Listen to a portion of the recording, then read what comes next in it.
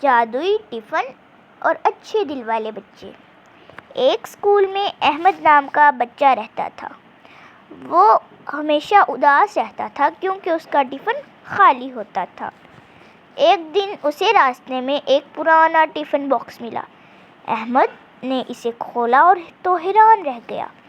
Tiffin box خود بخود کھانے سے بھر گیا۔ کبھی بریانی، کبھی برگر، کبھی سموسہ، کبھی کیک۔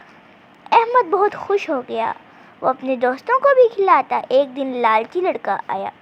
اس نے ٹفن چھین لیا۔ کہا، اب یہ میرا ہے۔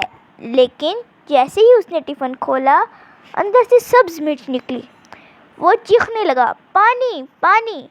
سب بچے ہنسنے لگے۔ احمد نے کہا، یہ ٹفن صرف اچھے بچوں کے لیے ہے۔ لالچی لڑکے نے معافی مانگی۔ پھر ٹفن دوبارہ مزیدار کھانوں سے بھر گیا۔ سب دوستوں نے مل کر کھانا کھایا اور وہ سب خوشی خوشی رہنے لگے۔